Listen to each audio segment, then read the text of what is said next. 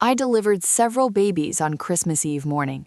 By midnight, I was a hostage on a moving train, staring at my parents' terrified faces through a cracked phone screen.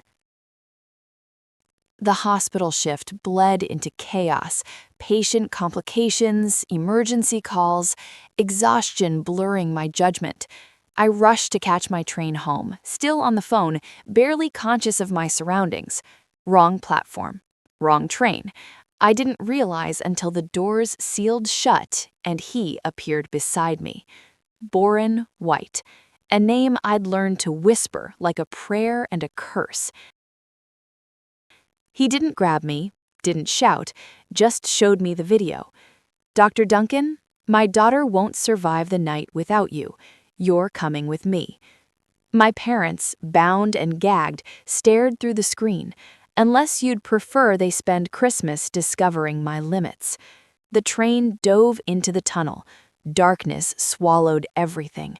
And I realized this nightmare was just beginning. The train ride lasted 37 minutes.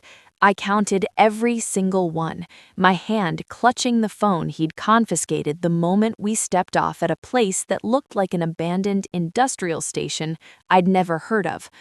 Boren White drove in silence, his jaw set, his eyes never meeting mine in the rearview mirror. I tried memorizing turns, landmarks, anything that might help me later, but honestly, my mind kept replaying that video.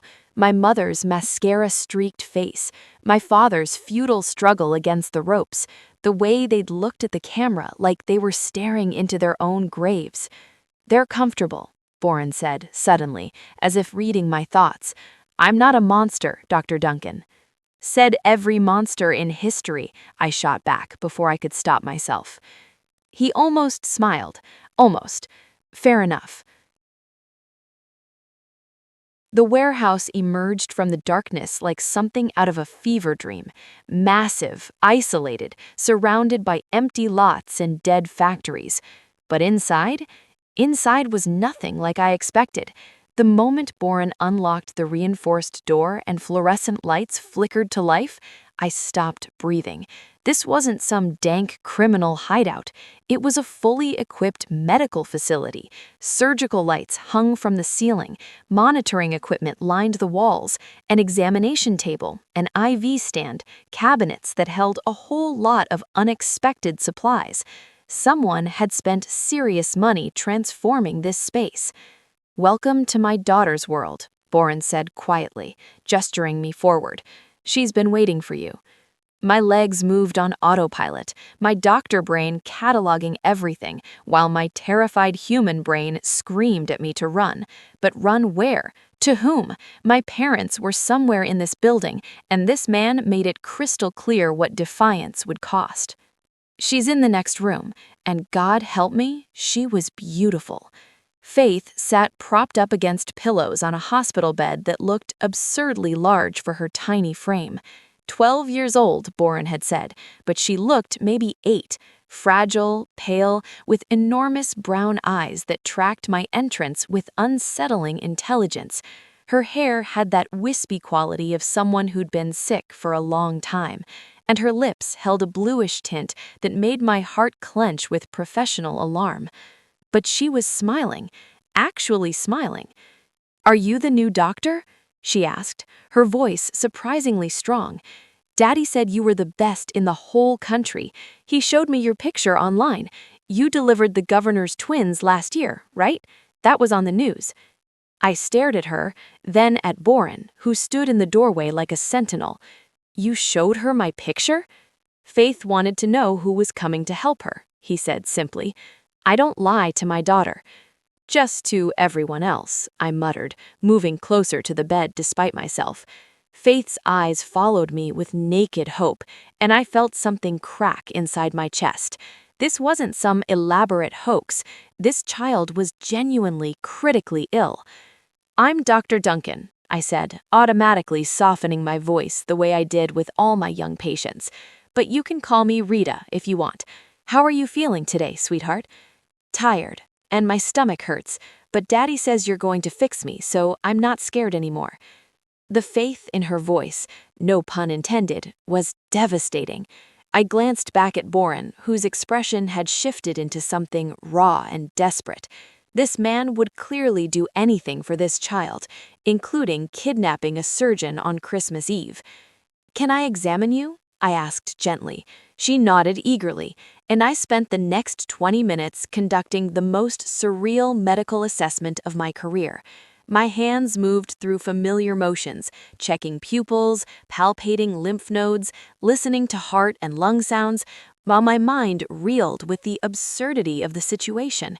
I was a hostage playing doctor for my captor's daughter, and yet the moment I touched Faith's skin and felt the fever radiating beneath the surface, the moment I noted the organomegaly and the concerning heart murmur, everything else faded away. This was what I did, who I was. Titles and circumstances didn't matter when a child was suffering. "Her file," I said to Boren without looking up. "I need to see everything." He produced a thick folder immediately, as if he'd been waiting for exactly this request. I flipped it open, and my professional composure nearly shattered. Pompe disease. Rare, progressive, devastating. Faith's glycogen storage was destroying her from the inside out, weakening her heart and muscles with every passing day. The enzyme replacement therapy she'd been receiving had slowed the progression but couldn't stop it. She needed more aggressive intervention, possibly experimental treatment, definitely a team of specialists working around the clock. "This is bad," I said bluntly, because I'd never learned to sugarcoat terminal diagnoses. "She needs to be in a major medical center. She needs you," Boren interrupted, his voice steel wrapped in velvet. "Look around, doctor. I have everything. State-of-the-art monitoring equipment, every medication on your hospital's formulary, surgical tools, whatever you require that isn't here, I'll acquire within hours." "You can't acquire a team of specialists," I snapped. "One person can't—" "You're not just any person." He moved closer, and I caught the scent of expensive cologne mixed with desperation.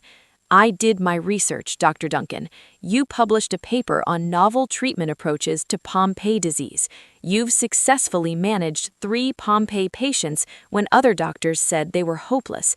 You're exactly who Faith needs." I wanted to argue, to tell him he was insane, but the truth was lodged in my throat like a stone. He wasn't wrong about my qualifications.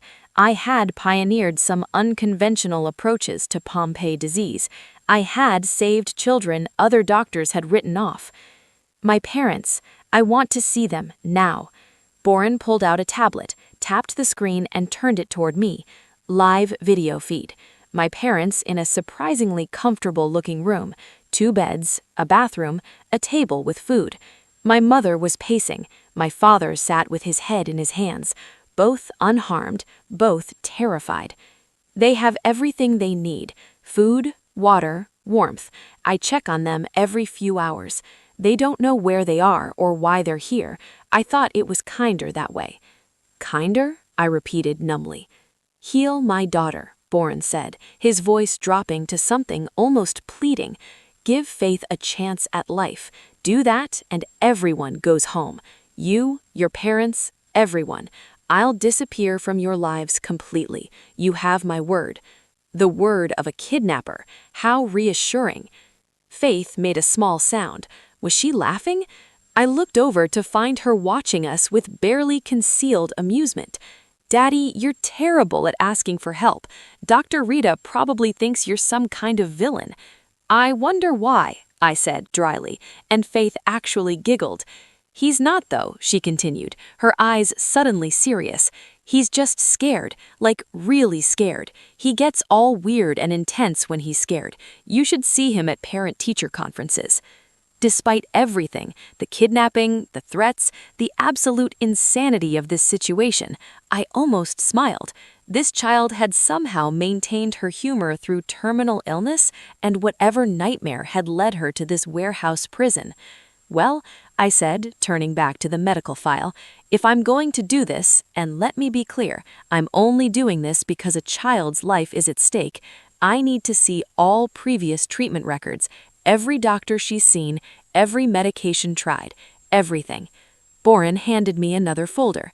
I opened it and began to read, my trained eyes scanning quickly through months of medical notes. The previous physician had been thorough, competent even. Dr. Gerald Hayes. The name sounded vaguely familiar. He'd tried enzyme replacement, managed complications, and documented Faith's gradual decline with clinical precision. And then, 3 months ago, the notes just stopped. No discharge summary, no referral to another provider, just silence. A cold sensation crept up my spine.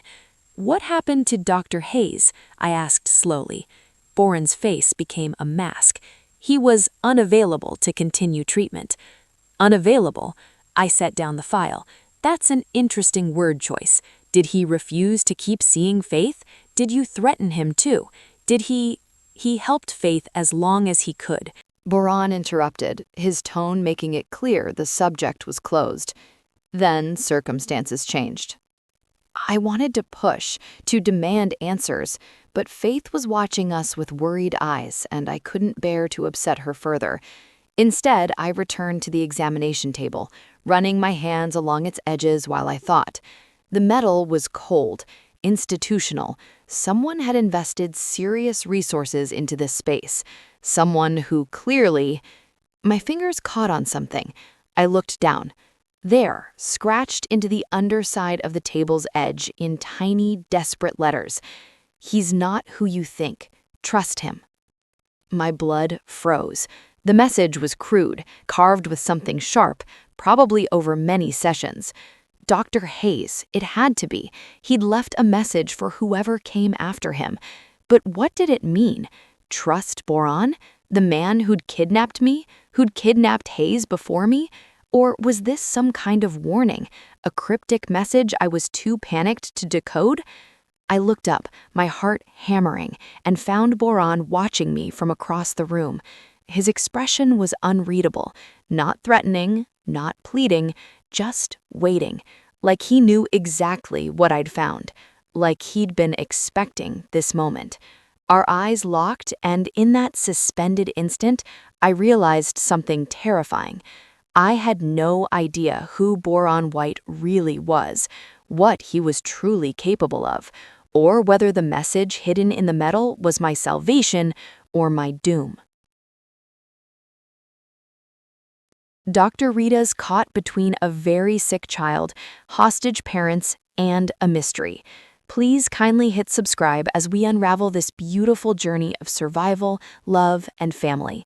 I will also love to know where you're listening from. Drop it in the comments. Thank you. I didn't sleep that first night. How could I? Every time I closed my eyes, I saw that scratched message, felt the weight of Boran's unreadable stare, wondered what Dr. Hayes had been trying to tell me. Trust him? Trust a man who'd turned my Christmas Eve into a hostage situation? The tiny room Boran had provided was clean, almost comfortable. A cot with actual bedding, a small bathroom, even a window, though it was barred and looked out onto nothing but darkness. Still, it felt like a cell, because that's what it was. Around 2 in the morning, I gave up pretending I could rest and returned to Faith's room. She was sleeping peacefully, her small chest rising and falling with the steady rhythm I'd been monitoring obsessively. I'd started her on a modified enzyme replacement protocol, adjusted her pain management, and stabilized her electrolytes. All textbook interventions, all woefully inadequate for what she really needed. But it was something, and in medicine, sometimes something was all you had. "Doctor, you can't save everyone, you know," Faith had told me earlier that evening, her voice matter-of-fact in that way children have when discussing impossibly heavy topics. "Daddy says you're brilliant, but even brilliant doctors can't fix everything." "Your daddy talks about me?" I'd asked, surprised. "Oh, constantly." She'd rolled her eyes with exaggerated exasperation. "Dr. Duncan this, Dr. Duncan that. He's been planning this for weeks. The research, the equipment, the..." She paused, suddenly looking younger than her years. scary stuff he had to do to bring you here. He feels really bad about it, by the way. He keeps checking on your parents like every hour. Last night, I heard him apologizing to their door." Apologizing to a closed door? The image had been so absurd and so human that I almost laughed. Now, watching her sleep, I found myself thinking about that devotion in her voice when she spoke about Boran. "Daddy is my superhero," she'd said at least 3 times today. I was in the system and I moved around a little bit. He said everyone deserves someone who fights for them. It didn't match. None of it matched the monster narrative I needed Boran to be. I checked Fate's vitals one more time, stable, thank God, and decided to explore. If I was going to be trapped here indefinitely, I needed to understand this place. The warehouse was larger than I'd initially realized, a maze of converted industrial space. Most areas were locked, but some doors opened easily under my touch. Storage rooms, a surprisingly well-stocked kitchen, a shower facility that looked recently renovated, and then I found the shrine. It was in a small office tucked away in the western corner, and I almost missed it entirely, but light flickered beneath the door, candlelight, I realized, and curiosity pulled me forward.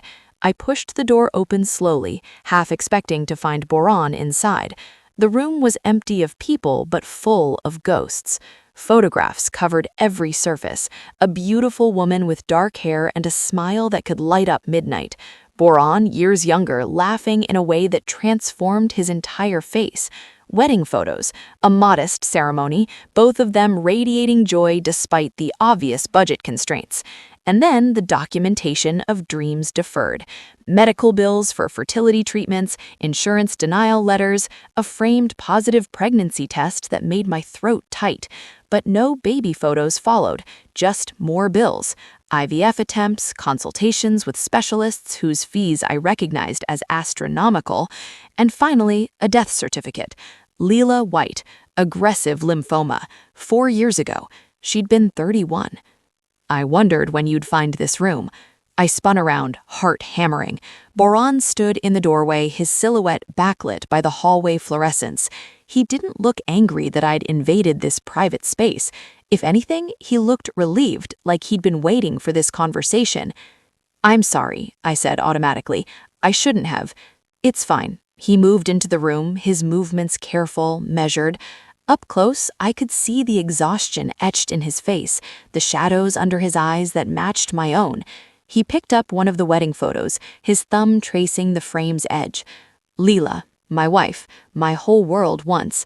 I should have stayed silent, should have backed away, maintained the distance between captor and captive. Instead, I heard myself ask, "What happened?" "I was broke," Boran said quietly, still staring at the photograph. "Not just poor, broke, working 3 jobs, barely making rent. We wanted a family so badly. Tried for 2 years naturally, nothing. Started looking into IVF, surrogacy, anything. Do you know what those procedures cost, Dr. Duncan?" "Yes," I said softly. I'd counseled enough desperate couples to know exactly how astronomical the price tags were. "We couldn't afford it. Saved for months, years, got close a few times. And then Leela got sick." His voice cracked slightly. "Stage 4 lymphoma. Aggressive doesn't begin to describe it. The treatments that might have saved her, not covered by our garbage insurance. We needed money we didn't have. I watched her fade for 8 months, knowing that in some hospitals across town, people with better insurance or bigger bank accounts were getting access to options that might have given her more time, might have given us the family we wanted." I thought about Faith's medical setup, the equipment that must have cost hundreds of thousands of dollars. "So you decided to never be powerless again." "I made promises to Leela before she died," Boran continued, finally setting down the photograph and meeting my eyes, "that I'd never let money decide who lives or dies in my world again, that I'd build the family we'd dreamed about, that I'd be the kind of man who could protect the people he loved." He laughed bitterly.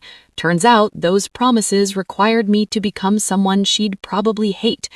I joined a syndicate, started transporting items that shouldn't be transported, made enough money in 2 years to adopt Faith, to afford specialists, to build this place.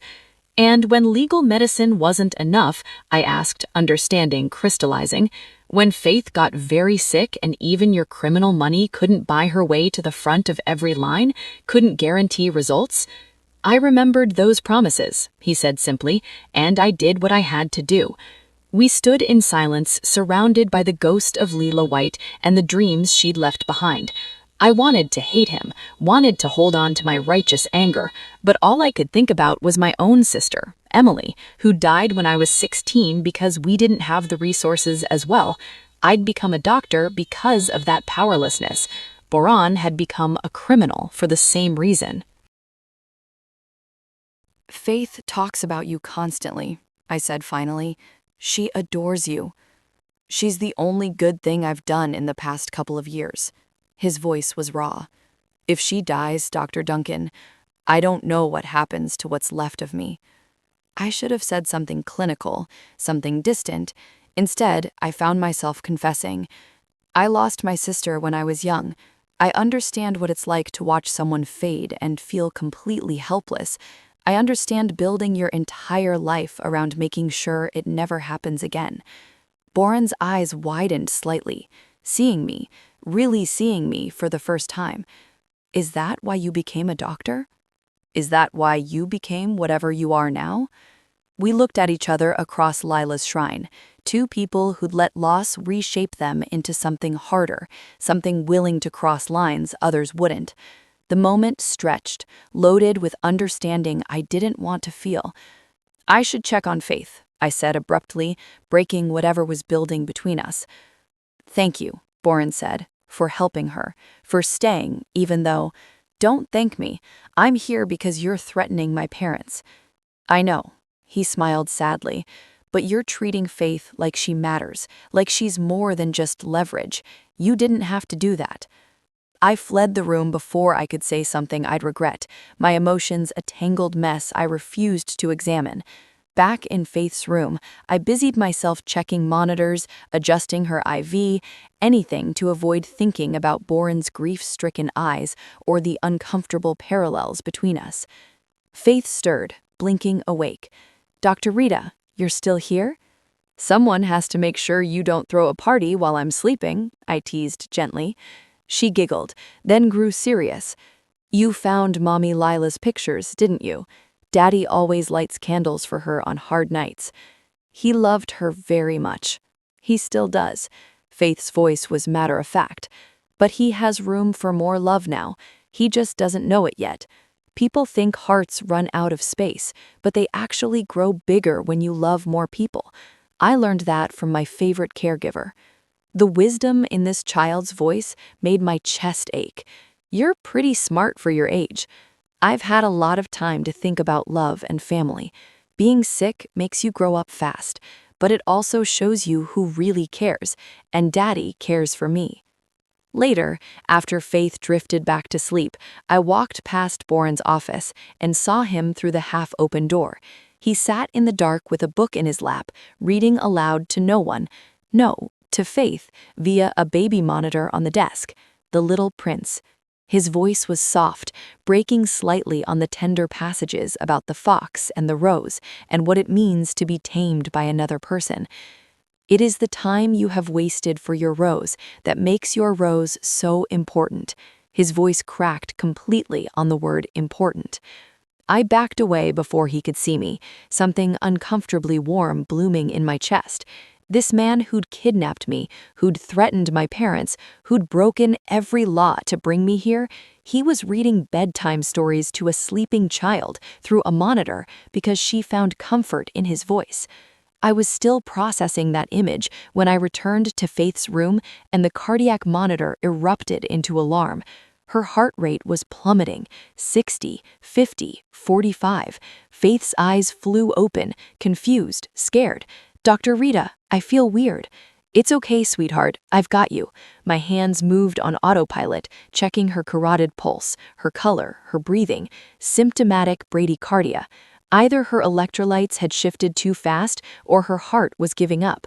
I needed magnesium sulfate to stabilize the membrane and atropine if she didn't pick up. I grabbed for the medication cabinet Boren had stocked, rifling through bottles with shaking hands.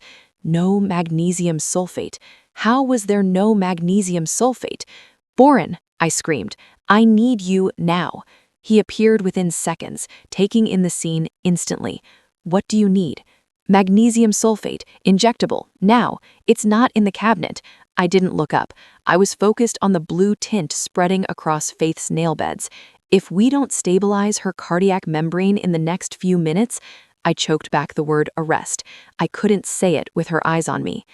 Boren's movements were frantic, wood scraping against wood as he tore through the supplies. It's not here. Then get it. There's a 24-hour pharmacy on Fifth. They don't carry IV-grade electrolytes at a retail counter, Rita. He snapped, his voice a harsh whisper. And I can't walk into a hospital loading dock without a badge. He pulled out his phone, his face grim. I'll make a call. I worked to stabilize Faith, titrating her oxygen and adjusting her position to ease the workload on her heart. The monitor's beep was a slow, agonizing funeral march. In the background, Boren's voice was low, dangerous. Calvin, I need a medical courier intercept tonight. A pause. I don't care what it costs or who you have to lean on. Magnesium sulfate, pharmaceutical grade. I need it in 20 minutes or this whole thing collapses. Another pause, longer this time. Yes, I understand the risks. Yes, I know what I'm asking. Just do it. He hung up and met my eyes. In that moment, I understood with crystalline clarity exactly what I'd gotten myself into. This wasn't just one desperate man acting alone. Boren had connections, dangerous connections to people who could acquire restricted medical supplies in the middle of the night, people who operated in shadows, who leaned on people to get what they needed. The syndicate wasn't just his past, it was his present, and now, whether I liked it or not, it was mine too.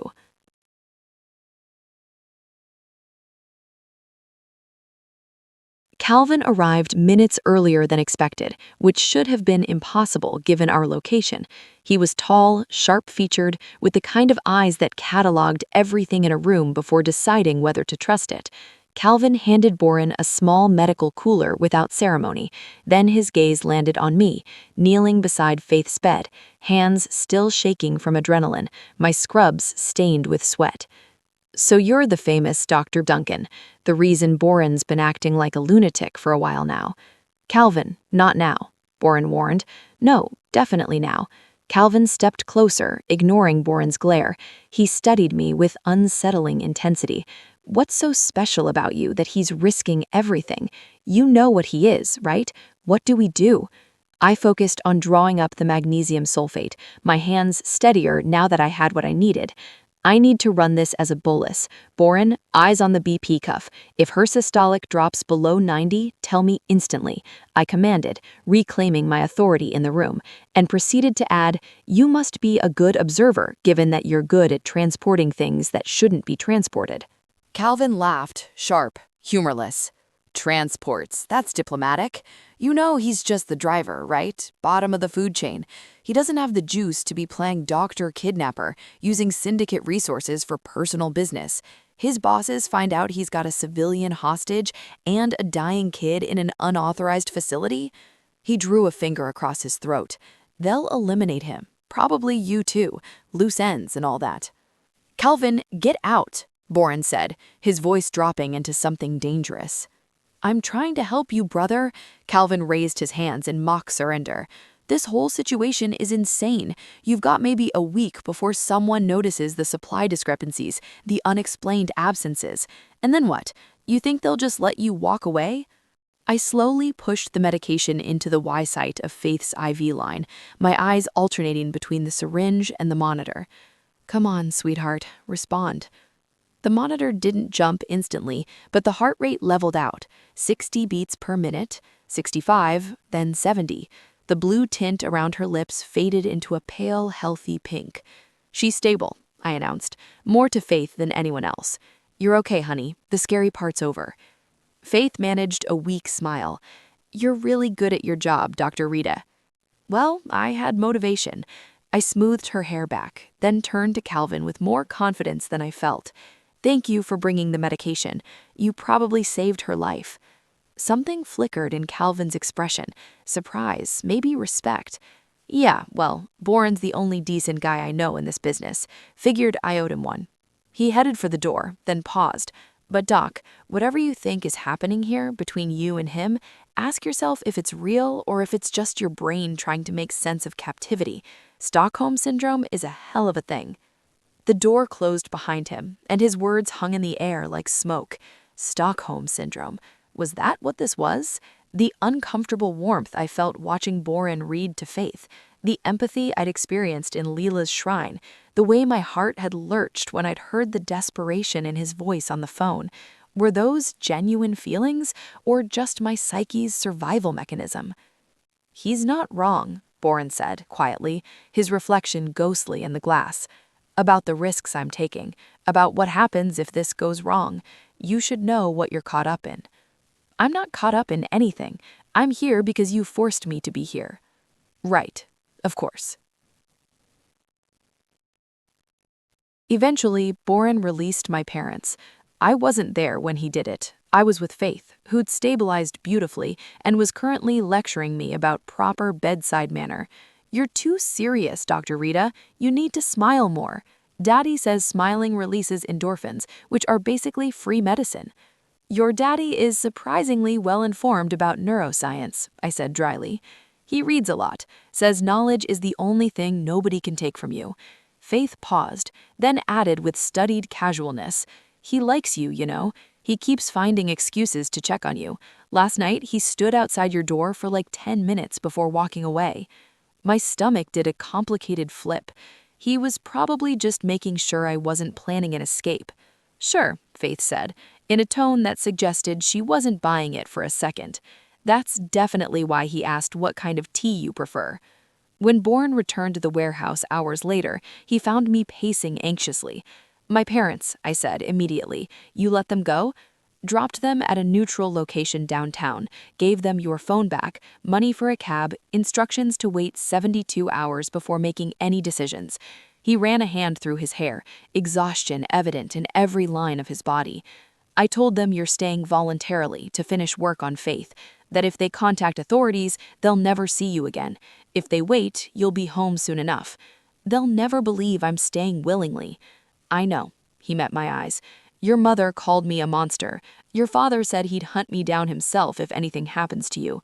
Can't say I blame them. Did you tell them? I hesitated. Did you tell them about Faith? I told them enough. That my daughter is dying and you're the only one who can help. Whether they believe me or think it's manipulation, I can't control. He moved closer, and I caught that scent again, expensive cologne and desperation. For what it's worth, Dr. Duncan, I am sorry for all of it, for destroying your Christmas, for scaring your family, for putting you in this impossible position. If you're so sorry, you could let me go. I could, agreed, but then Faith would die, and I'd have to live with that, and I've already lived with too much death. That night, we talked, really talked. Faith was sleeping peacefully, her vitals stable, and somehow Boren and I ended up sitting in the warehouse kitchen at 2 in the morning, drinking terrible instant coffee and discussing everything except kidnapping and criminal syndicates. Why did you become a doctor? And don't give me the rehearsed answer you tell at medical conferences, the real reason. I stared into my coffee cup, surprising to find myself wanting to answer honestly. My sister, Emily, she was 12 when she died, leukemia that went undiagnosed too long because our town's hospital was underfunded and understaffed. By the time they caught it, it was too late.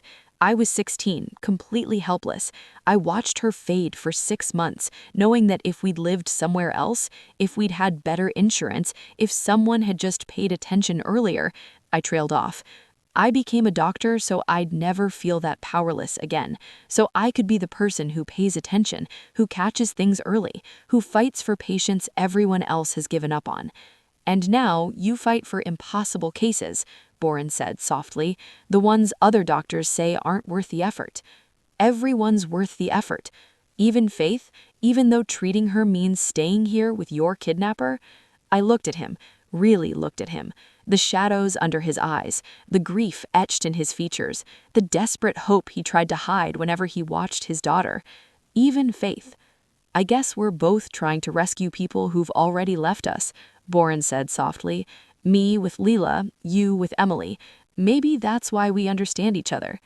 We don't understand each other, I said automatically, but the words felt hollow because the terrifying truth was that I did understand him. Too well. The grief that reshaped you, the guilt that drove you, the desperate need to make meaning from senseless loss. I knew all of it intimately. Calvin asked me earlier if what I'm feeling is real or Stockholm Syndrome, I admitted. And what did you conclude? That I hate when criminals ask good questions. Boren almost smiled. For what it's worth, I've been asking myself the same thing, whether you'd look at me differently if we'd met under normal circumstances, whether any of this is genuine or just proximity and trauma. What did you conclude? That I hate when doctors make me question everything I thought I knew about myself. We sat in silence, the air between us charged with things neither of us was ready to name. When I finally returned to my room, I realized I'd left the door unlocked for the first time since arriving.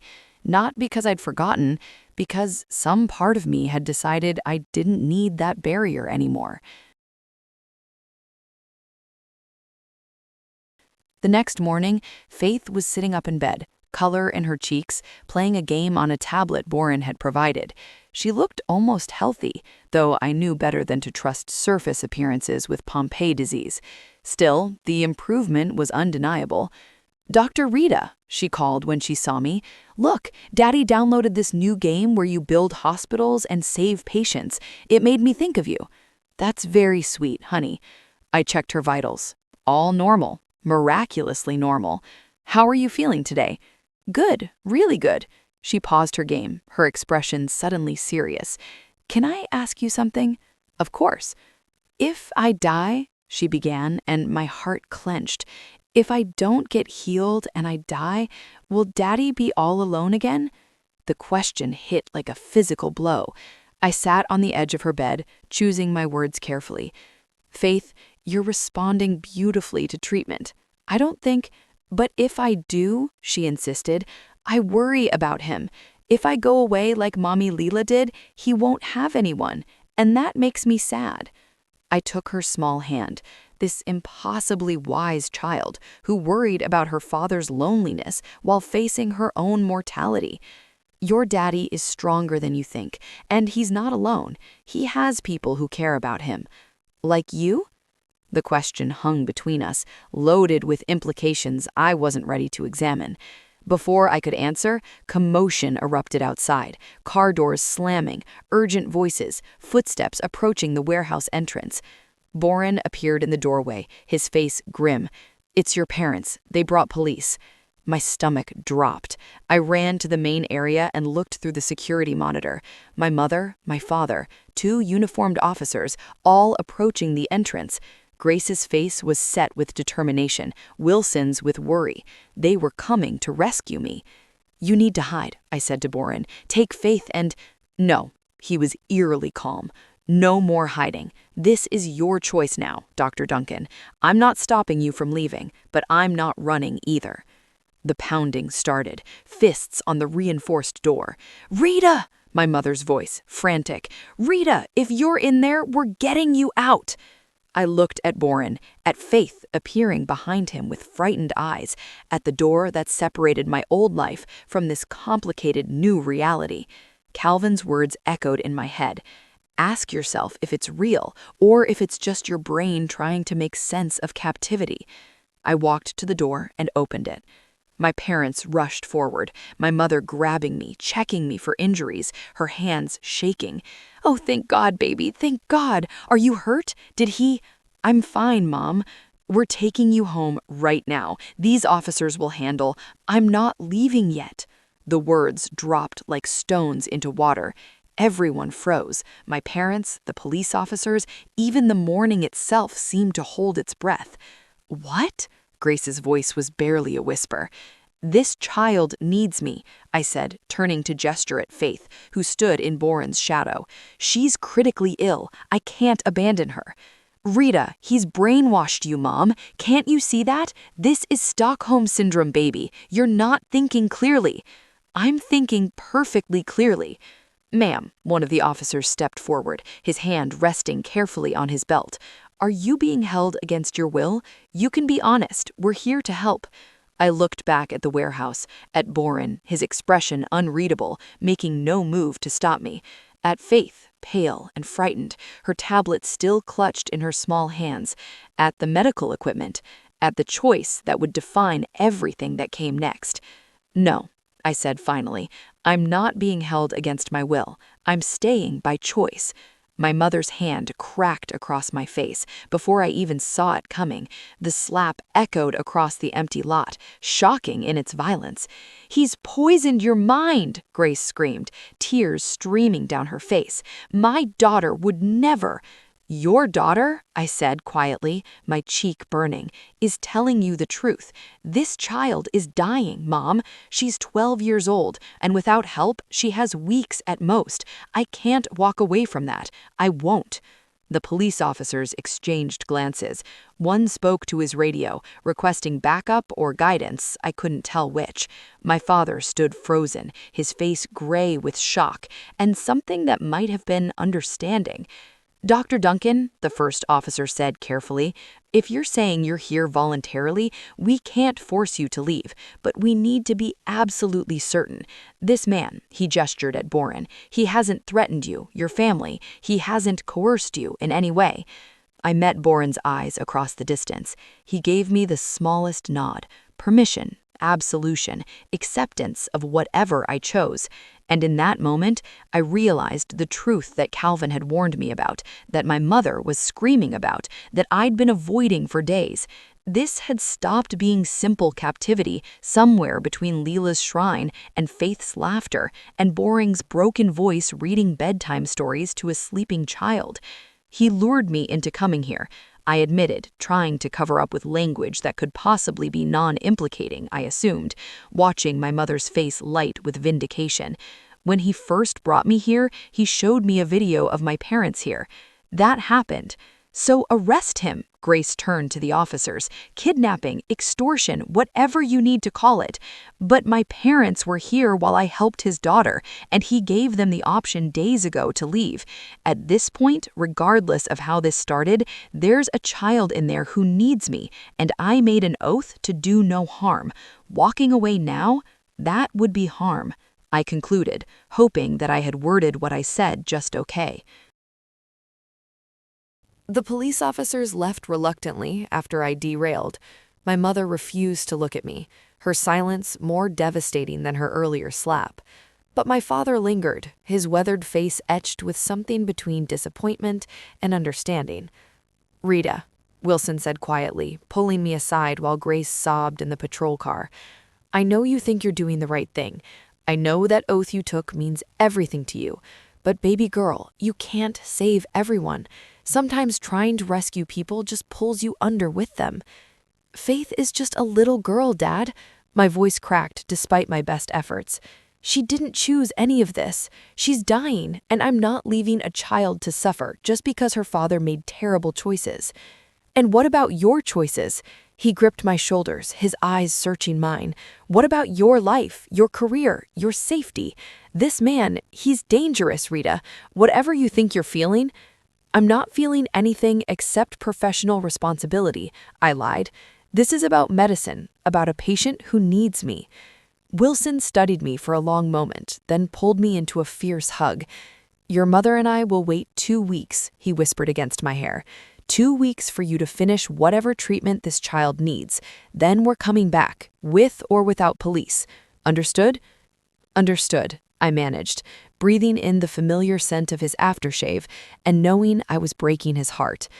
When they finally drove away, my mother's face pressed against the car window in anguish, I stood in the empty lot, feeling simultaneously liberated and terrified. I'd just chosen a criminal and his dying daughter over my own family, over my entire life. The weight of that decision should have crushed me.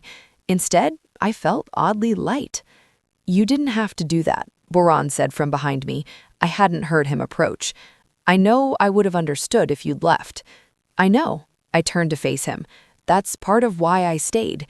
Something shifted in his expression, gratitude, relief, something deeper I wasn't ready to name. Your father seems like a good man. He is, which is why this is going to destroy him.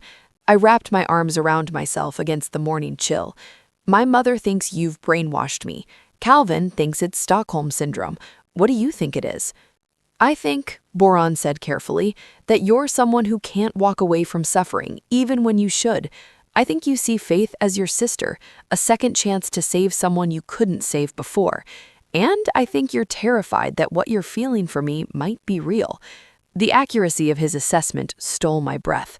Presumptuous. Accurate, he countered. I'm terrified too, if that helps.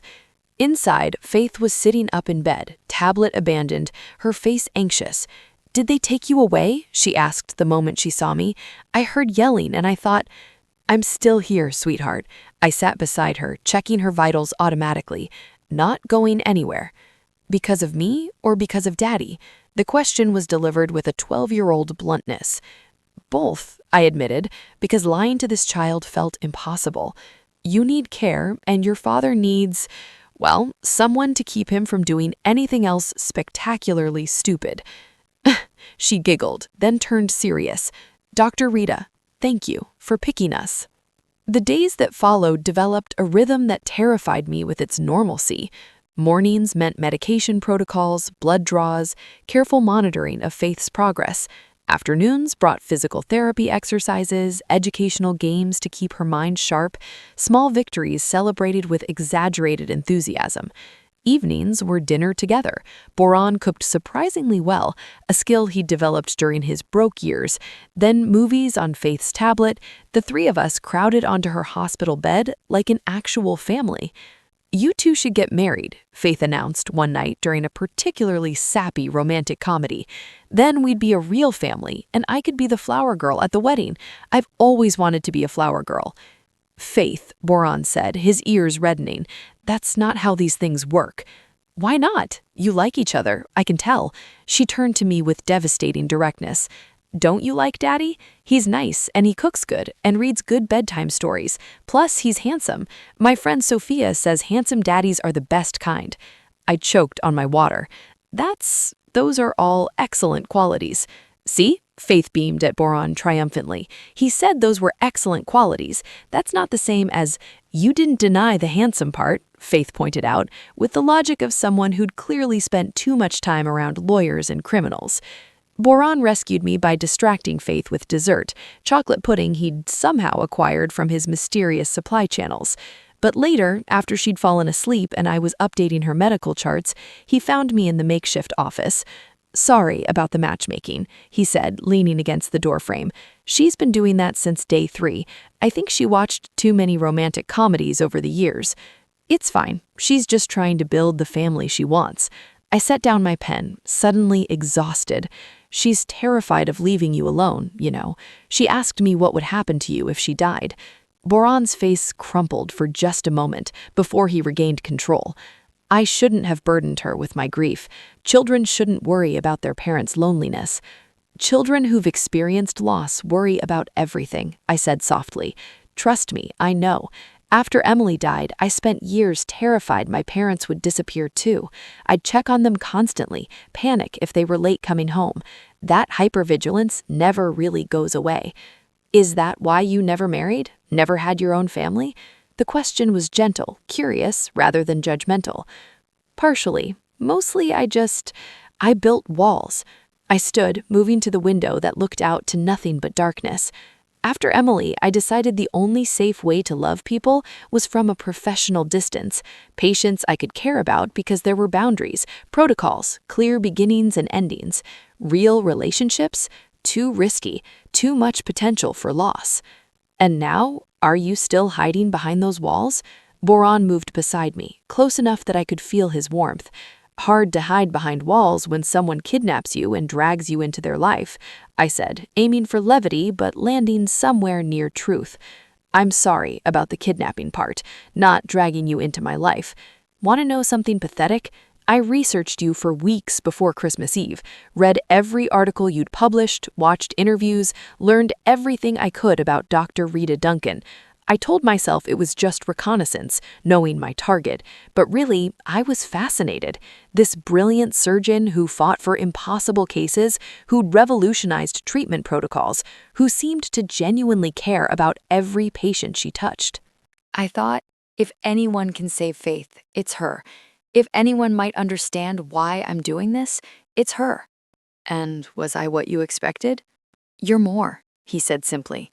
More compassionate, more stubborn, more complicated, more beautiful, especially when you're yelling at me about medical ethics.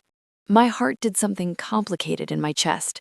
Boren, I joined the syndicate because I was desperate, he continued, words spilling out like he'd been holding them back for days. After Leela died, I was drowning in debt and grief. Someone I knew said they needed a driver. Good pay, no questions asked. I convinced myself that transporting wasn't the same as the violence, the real criminal stuff. I was just moving packages from point A to point B. I could live with that if it meant never being powerless again. And Faith? I saved every penny for 2 years. Legal adoption went through all the proper channels. When they told me about this little girl who'd been in the system for years because she was sick and nobody wanted a child with medical expenses, I thought, this is it. This is the family Leela and I dreamed about. Faith was supposed to be my redemption. His voice cracked. Then she got sicker. The specialists wanted fees I couldn't afford. Experimental treatments were tens of thousands up front. The irony wasn't lost on me. I'd become a criminal to avoid being powerless, and I was powerless anyway.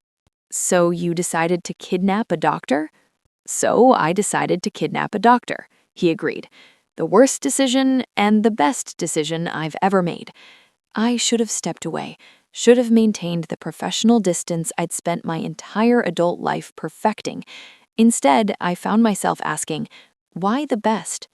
Because I met you. He lifted his hand, hesitating just before touching my face, giving me time to refuse. When I didn't move away, his fingers traced my cheekbone with devastating gentleness. Because for the first time since Leela died, I feel like I'm not just surviving, I'm living, even if it's only for these stolen moments between medication doses and medical crises. This is insane, I whispered. We're insane. Completely, he agreed, his thumb brushing across my lower lip. Is that a problem? I answered by closing the distance between us. The kiss was tentative at first, testing, questioning, both of us half expecting the other to pull away. But then his hand slid into my hair, and my fingers gripped his shirt, and tentative became desperate. We kissed like people who'd been denying themselves too long, like criminals stealing moments before the inevitable consequences arrived. He tasted like coffee and chocolate pudding and terrible decisions that felt like coming home. We broke apart, breathing hard, foreheads pressed together, both of us trembling slightly. Rita, he said, my name carrying weight and wonder and want. Don't, I managed. Don't say anything that makes this more real than it already is. Too late, he said, and kissed me again. We might have stayed there indefinitely, wrapped in each other and pretending the world outside didn't exist, except the sound of a car engine shattered the moment. Boren tensed immediately, recognition in every line of his body. That's Calvin, he said, pulling away reluctantly. He wouldn't come here unless... Calvin burst through the door without knocking, his face grim. We have a problem. Major problem. The bosses know about your setup. Someone talked, probably that pharmacy tech who filled the last supply order, and they know you've got an unauthorized facility, unauthorized personnel, using syndicate resources for personal business. When? Boren's voice was deadly calm. They're coming tonight, maybe 2 hours. They want to clean up the situation. Calvin's eyes flicked at me, which means eliminating everyone involved. You, the doctor, probably the kid to send a message about unauthorized operations. Faith has nothing to do with... Faith is leverage they can use to control you, which makes her a liability. Calvin ran a hand through his hair, agitated in a way I'd never seen him. Boren, you need to run, now. Take whatever money you've got stashed and disappear. I can maybe buy you 30 minutes before they realize I tipped you off." "I can't." Boren looked at me, then towards Faith's room. "This salvage procedure, it's her last shot. Rita and I have been preparing for days. If we run now, Faith misses the window. If she doesn't get the surgery, she dies within weeks. If you stay, all three of you die tonight," Calvin said flatly. "I'm sorry about the kid, I really am, but you can't save her if you're gone." I stepped forward before I could second-guess myself.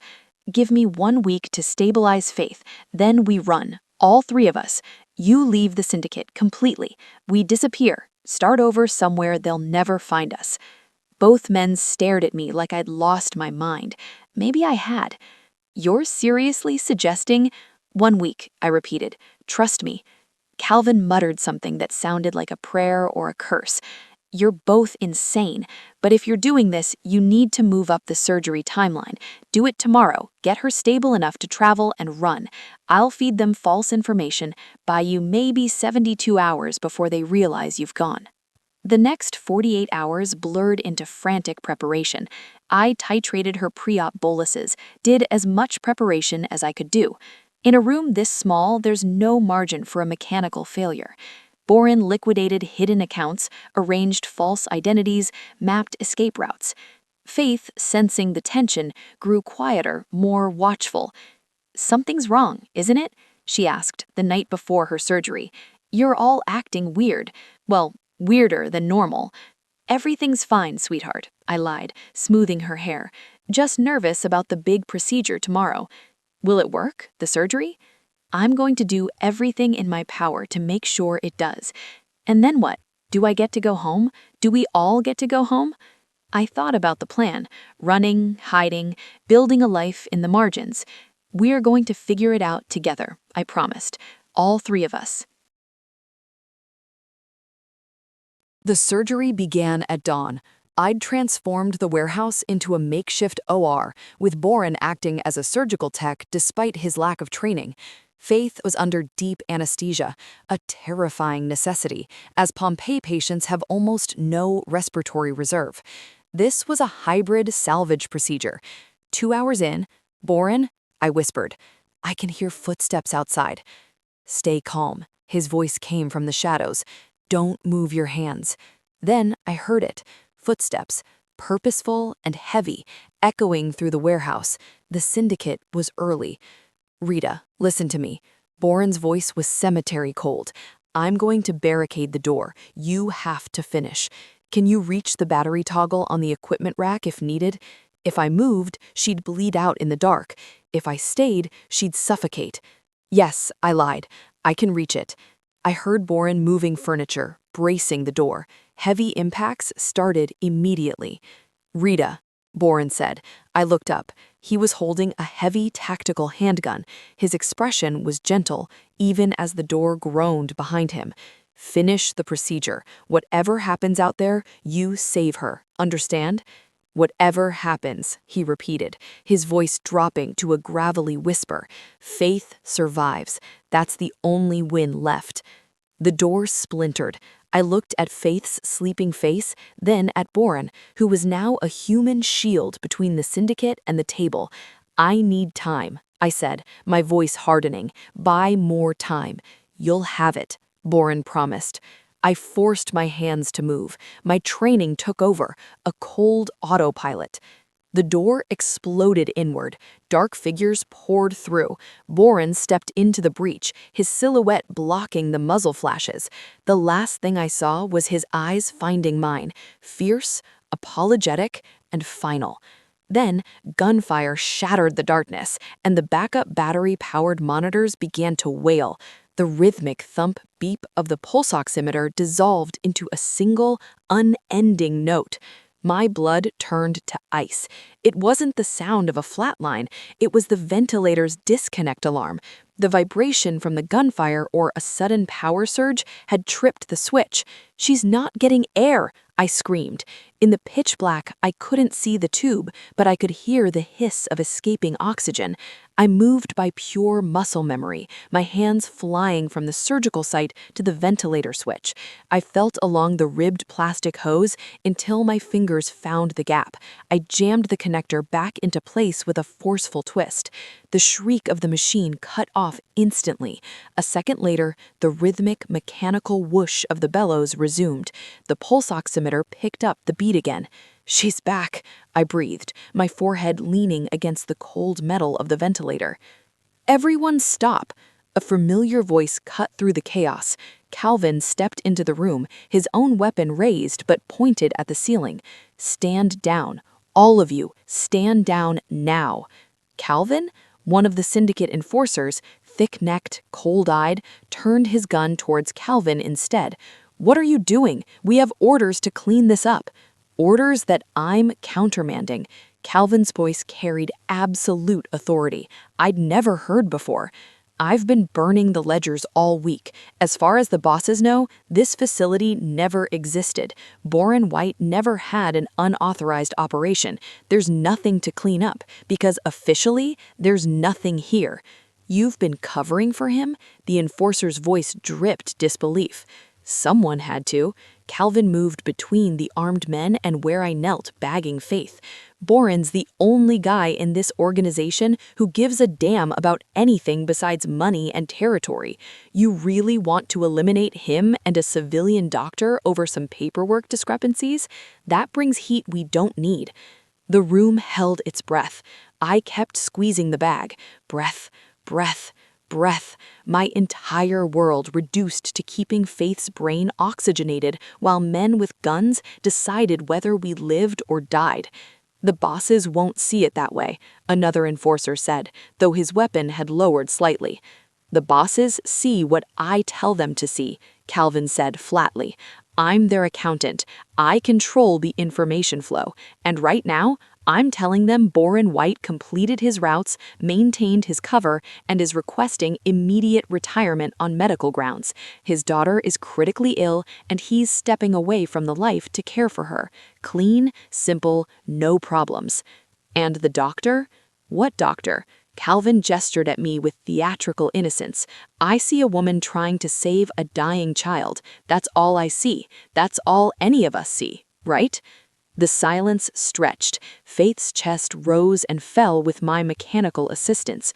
My arms were beginning to shake from the repetitive motion, but I didn't dare stop. Finally, the thick-necked enforcer lowered his weapon. 24 hours, he said to Boren. "You and your family disappear in 24 hours. You never see us again. You never existed. That's the deal Calvin's offering." "And if the bosses ask questions," Boren's voice was steady despite the gun still in his hand. "They won't," Calvin said with absolute certainty, "because I've made sure there are no questions to ask. Take the deal, brother. It's the best you're getting." The enforcers filed out, their footsteps receding into the darkness beyond our shattered sanctuary. The moment they were gone, emergency lighting flickered back on. Calvin must have cut the power deliberately, buying us chaos to hide in. I looked at Faith, still manually breathing for her, and realized I'd been crying without knowing it. "Can you stabilize her?" Boren asked, immediately at my side, his weapon already holstered, like it never existed. "Yes," I managed, though my arms trembled. "But not here. We need to move her somewhere safe, somewhere I can monitor her recovery properly." Calvin pulled out his phone, already typing. "I know a place. Off-grid safe house, medical supplies, everything you need. I'll have it ready in 2 hours." "Why are you helping us?" I asked, still bagging Faith with mechanical precision. "Because Boren's right." Calvin met my eyes. "This business turns people into monsters, but he never let it turn him. He's the only one of us who still has a soul worth saving. That's rare enough to be worth protecting." The safe house was a converted cottage 40 miles outside the city, tucked into woods so dense they felt like nature's witness protection program. Calvin had equipped it with everything I requested: monitoring equipment, medications. For Faith, We moved her carefully, my hands never leaving her pulse points, my eyes never leaving her monitors. This surgery had been technically successful despite the challenges. I documented every step with the thoroughness of someone who knew this might be the most important procedure of her career.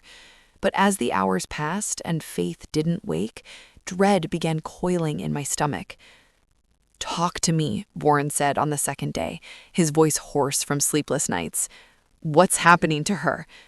I looked at Faith's peaceful face, at the monitors showing numbers that told a story I didn't want to read. The surgery worked, but Boren, I had to force the words out. Her body was already too compromised. The Pompe disease had progressed too far. Her heart is enlarging despite everything.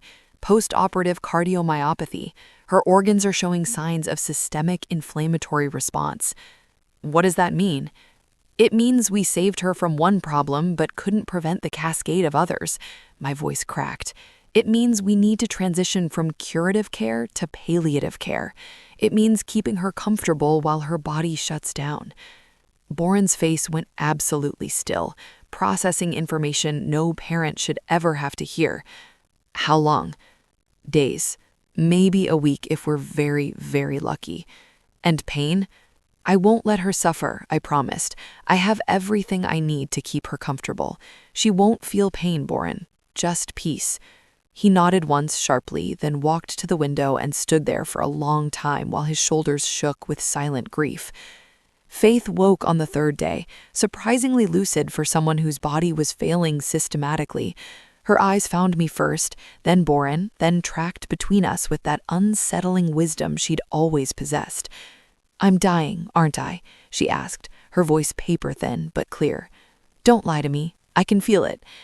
"Yes," I said, because I'd never lied to this child and wouldn't start now. "Good," she managed a small smile. "I'm not scared. I got to know what family feels like. That's more than a lot of kids get." Boren sounded like something breaking, moving to her bedside and taking her tiny hand. "Faith, I'm so sorry. I should have—" "Stop." Her grip was weak but insistent. "You gave me the best year of my life, Daddy. You fought for me when nobody else would. That's not something to be sorry about." "I love you," he whispered. "I love you so much." "I know." She turned to me. "Dr. Rita, do you love Daddy?" The question should have been absurd. We'd known each other barely 2 weeks, most of that under duress. But looking at this man who'd destroyed his life trying to save his daughter, who'd read bedtime stories and cooked meals and held my hand through impossible decisions, I found myself answering with absolute honesty. "Yes, I think I do." "Good," Faith's smile widened. "Then you can be the family anyway, even without me. Promise?" "Faith," Boren started. "Promise," she insisted with sudden strength. "Promise you'll be together. Promise you'll be happy. Promise my life meant something besides just dying." I reached for her other hand, and she placed both our hands together, her small fingers linking ours. "We promise," I said, my vision blurring with tears. "We'll be the family. We'll honor you by living the life you wanted for us." "Okay then," Faith sighed, content. "I can go now. It's okay. I'm really tired, and I think Mommy Leela is waiting for me.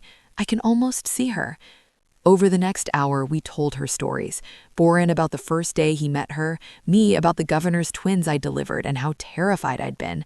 She laughed weakly at the funny parts, held our hands through the tender moments. Her breathing grew slower, shallower, more distant. "Be happy," she whispered, so quiet I almost missed it. "Just be happy." And then she simply stopped breathing, as if she'd forgotten to take the next breath and decided not to bother remembering. The monitor's steady beep went flat, and the child who'd brought us together through force and desperation slipped away with the peaceful silence of someone who'd done exactly what they came to do. Boren's grief was a physical thing. He collapsed against Faith's bed, his body racked with sobs that seemed pulled from somewhere deeper than his lungs. I held him while he broke, my own tears soaking into his hair, both of us clinging to each other in the wreckage of our shared loss. My parents arrived the day before, summoned by a message I'd sent that simply read, "The child passed away. I need you." They found me in the cottage, red-eyed and hollow, sitting beside Boren, who looked like someone had carved out his insides. Grace started to say something sharp, probably about leaving immediately, but Wilson stopped her with a hand on her arm. I loved him, I said before my mother could speak. Faith, she loved him completely, and he loved her enough to risk everything. Whatever you think about how this started, she died surrounded by people who fought for her until the very end. That has to count for something. Grace stared at me, then at Voren, then at the small urn sitting on the table between us. You're staying with him, she said flatly, not a question. I'm staying with him. Rita, this man kidnapped you. This man tried to save his daughter, I interrupted. This man tried to save his daughter, and somewhere in that chaos, he saved me too, from the lonely life I'd built, from the walls I'd hidden behind, from becoming so clinical I forgot what it meant to actually feel things. That's Stockholm Syndrome talking, Grace insisted, but her voice lacked conviction. Maybe it started that way, I admitted, but it's not that anymore, Mom. I know the difference. Wilson sat down across from us, studying Boren with the careful assessment of a man who'd spent his life reading people. What now, for you two? Boren looked at my father, then at me, his eyes holding a question I answered with the smallest nod. I'm leaving the syndicate, completely. Calvin's covered my tracks, given me a chance to disappear. I'm going back to school, law school, something I abandoned years ago when Leela got sick. I want to help people like Faith, families who get trapped between medical bills and impossible choices. I want to be the person she believed I was. And my daughter, asked Wilson, is the only reason I'm still breathing, Boren said simply. If she'll have me, I'll spend the rest of my life becoming someone worthy of her. The funeral was small and devastating. Faith's headstone read simply, Faith White, beloved daughter, the miracle we needed. I watched Boren place flowers at the base, pink roses, her favorite, and realized that the girl who died trying to become healthy had somehow healed us both in the process. That night, back at the cottage that felt too empty now, Boren and I lay awake in the darkness, processing grief and future in equal measure. Calvin told me something interesting, Boren said quietly. When he was burning the ledgers, he found the previous doctor's file, Dr. Hayes. Want to know what happened to him? I tensed, remembering the scratched message. He's not who you think. Trust him. Hayes wasn't kidnapped, Boren continued. He volunteered. Faith's original doctor, before the costs got too high. He'd been treating her for free at a community clinic, but when she needed more intensive care, he couldn't provide it through legal channels. So he came to me with a proposal. If I could get the equipment, he'd treat her off the books. He was the one who taught me basic medical assistance, who set up the warehouse facility. And when he got sick himself, he left that message for whoever came after him. He's not who you think. Trust him. He meant me. Tears streamed down my face in the darkness. So you weren't a serial kidnapper. Just a regular kidnapper, he said, with the ghost of humor. Is that better? Marginally. I turned to face him, our foreheads touching. I need to tell you something about why I really stayed, beyond Faith needing treatment. I'm listening. You reminded me what it's like to feel things. For years, I'd been going through motions. Excellent doctor, empty human. And then you kidnapped me, and suddenly I was terrified and angry and protective and somehow alive in a way I hadn't been since Emily died. You didn't just drag me into your life, you dragged me back into living. Is that your way of saying you love me? He asked softly. That's my way of saying I choose you. Every day, despite everything, because of everything. We're a disaster, Boren White, but we're a disaster together. He kissed me then, gentle and desperate, tasting of salt and grief and impossible hope. And in that moment, I realized Faith had been right all along. Hearts don't run out of space when you love more people. They expand to hold whatever you give them. 3 months later, I woke up nauseous for the 5th morning in a row. Boring, who'd been studying for the LSATs at the small desk we'd acquired for our new apartment, looked up immediately. "Still sick?" he asked, concern evident. "I think," I said slowly, the pieces clicking together with medical precision, "I need to take a pregnancy test." 2 hours and 3 positive tests later, we sat on the bathroom floor staring at the evidence of impossible biology. I was pregnant. Not just pregnant, the ultrasound I'd done at a clinic under a false name showed 2 distinct heartbeats. Twins. "Faith would have loved this," Boren whispered, touching the ultrasound image with reverent fingers. "She always said she wanted siblings." I thought about Faith's prayer, "Be the family anyway," and realized she'd left us more than just permission to love each other. She'd left us the courage to build something new from the ashes of loss. I need to tell my parents before they find out some other dramatic way. The conversation with Grace and Wilson was everything I expected. Shock, skepticism, eventual cautious acceptance. But it was my father who really surprised me, pulling Boren aside for a private conversation that I only learned about later. "Your daughter gave me a second chance. Both of them, actually. Rita for loving me, Faith for believing in me. I want to put it into a foundation, the Faith White Memorial Fund, for Pompe disease research and helping families who can't afford treatment." Wilson had apparently stared at him for a long moment, then extended his hand. "Welcome to the family, son. Conditionally, and under extreme protest from my wife, but welcome nonetheless."